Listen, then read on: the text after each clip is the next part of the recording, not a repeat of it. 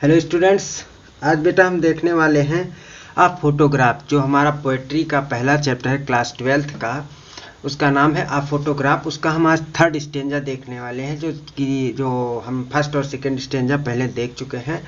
तो आज हम थर्ड स्टेंजा देखेंगे, जो हमारा शुरू होता है नाउ से लेके साइलेंस तक। जो कहाँ से है, नाउ से लेके साइलेंस तक हमारे पास है। इसके बारे में आज हम पढ़ेंगे। जो इसमें इन पंक्तियों में क्या कहती है कवित्री, उसके बारे में हम ध्यान देते हैं।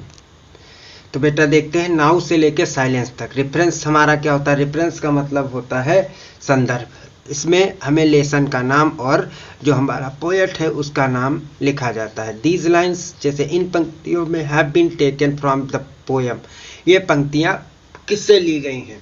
From the poem photograph, photograph नामक कविता से ली गई हैं, जो कंपोज्ड बाई शेली टॉल्सन, जो शेली टॉल्सन के द्वारा लिखी गई है। तो जो हमारा रेफरेंस होता है, उसमें जो लेसन का नाम होता है उसको हम ब्लैक पेन से लिखते हैं, और जो हमारा लेखक का नाम होता है उसको हम ब्लैक पेन से या ब्लैक स्केच से लिखते हैं और उसके नीचे अंडरलाइन कर देंगे।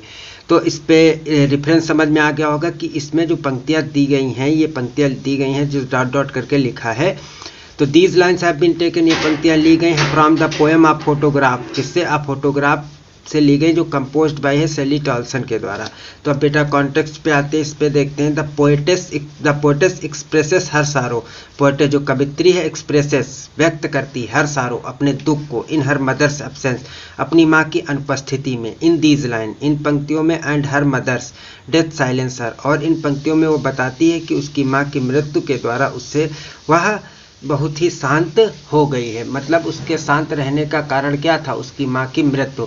उसकी माँ की मृत्यु जब हो जाती है तो वो बहुत ही शांत रहने लगती है, किसी से ना बात करना, ना किसी से बोलना, इस तरह से वो उन बातों को बताती है। तो एक्सप्लेनेशन पे आते हैं।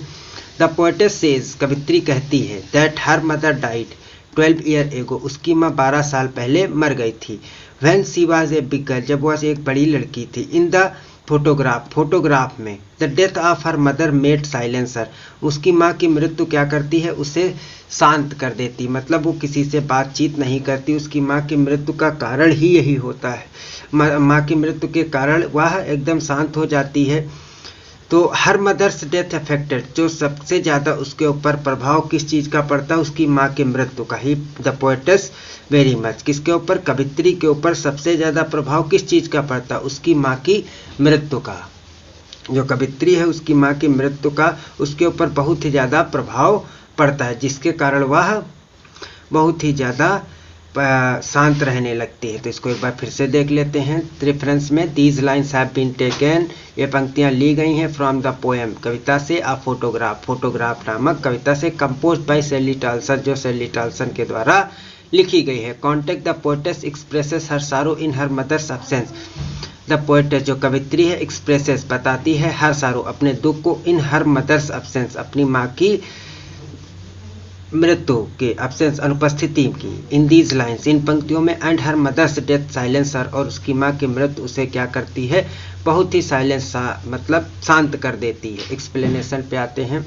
द पोएटेस सेज, कवित्री कहती है, that her mother died 12 years ago, उसकी माँ की मृत्यु 12 साल पहले हो गई थी। When she was big girl, जब वह एक बड़ी लड़की थी। इन द फोटोग्राफ, फोटोग्राफ में, the death of her mother, उसकी माँ की मृत्यु, मेड साइलेंसर, उसे क्या कर देती है? बहुत ही ज़्यादा शांत कर देती है। हर मदर्स डेथ अफेक्टेड, उसकी माँ की मृत्यु जो है उसके ऊपर बहुत ही ज़्यादा असर करती है। द पोएटेस वेरी मच, किसके ऊपर? कवित्री के ऊपर। ये लाइन आखिर में इसीलिए लिखी गई है कि सबसे ज़्यादा उसके ऊपर उसकी माँ की मृत्यु का असर होता है, जिसके कारण वह बहुत ही शांत रहने लगती है और एकदम चुपचाप सी रहती है।